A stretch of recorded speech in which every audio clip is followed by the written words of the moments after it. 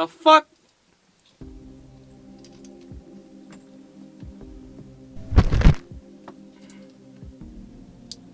I'm a big fan of It's Always Sunny in Philadelphia, and to be brief, this most recent season of the show has been okay in my opinion, but I thought it's too great a thing not to discuss in regards to what happened during the season finale, where fans saw an unexpected ending to say the least. So let's discuss one of my personal favorite moments ever in It's Always Sunny in Philadelphia. Frank's ongoing nasal infection that leads to blood swelling and a very progressively worse deformed face. Hey-oh! Allow me to introduce Patty's Top Gay.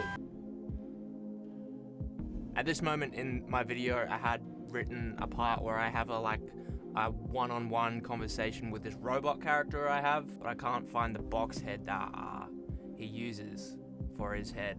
Let me read out how that was supposed to play out. Expertly executed bait and switch protocol, Henry. That's said in a robot voice. And then I reply, thanks brother, haven't seen you in a while. How's the wife and kids? And then he replies, fine. And then I was supposed to say, cool. And then look at the camera confused.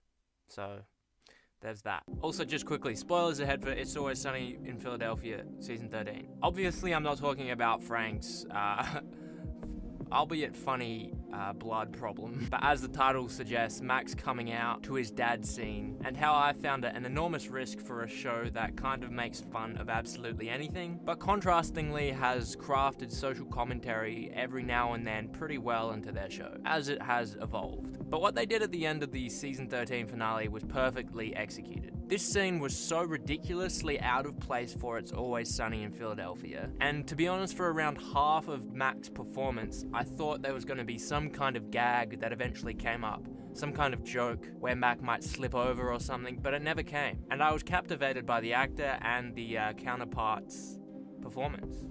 It was amazing. Whatever you interpreted from the end scene, it honestly doesn't really matter that much. Intuitively watching it, it seems beautiful. All the choreography points to that. Like, it was flawless. From a dancing perspective, at the very least, like, there was amazing moves that those two were doing. I can't believe I'm saying this about It's Always Sunny. It was just a moment of pure expression from Mac as a character, and I think undeniably it was a moving scene. I mean, I'm making this video about it now because I was personally moved by how, amazing it was. We're told by Mac early on in the episode about how he has a struggle with the idea of God, and he sees her as a woman. He's got this thrashing storm going...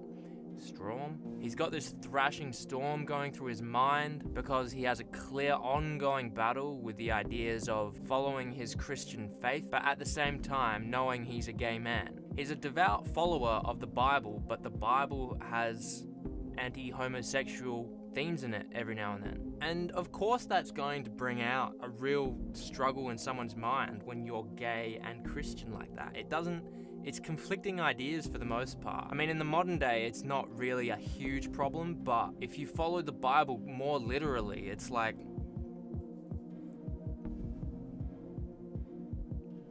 Does that make sense? What I just did? Does that express it? That head movement? I hope it does. We also see really interesting character development with Frank and Mac, and this is rarely seen in It's Always Sunny, which at this point feels like the creators are kind of drawing to an end of the show with a lot more risks in the past few seasons, and there's sort of more progression and closure with all the characters. I mean, the main characters have always been incredibly obviously flawed individuals, and that's kind of the main running concept of the show. They're all just a bunch of assholes. But perhaps there's more to their characters than the fans originally have thought, and the writers are trying to really express that through just whatever the hell they're doing on the show. Despite beginning the performance in the first place to show to his maniacal, kind of definitely a murderer dad who he actually is. Ultimately, the end idea, I believe, is that Ronald McDonald, yeah, that's his name, was really expressing to himself and opening up to himself, and in the end truly finding his own identity and his pride,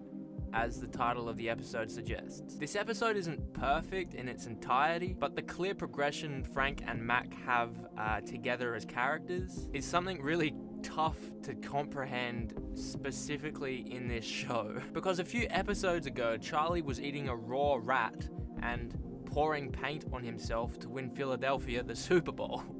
Frank has always regarded Mac as a total weirdo who's clearly just messed up, and he's never really been able to grasp what Mac's reality is. That's what's sort of conveyed at the start of this episode. But by the end, it's obvious that Frank has developed into Mac's real father figure going forward, and whether or not the audience totally understands Mac's struggle, it's clear that Frank does. And I'm sure because of that, on some level, the audience does as well. I get it.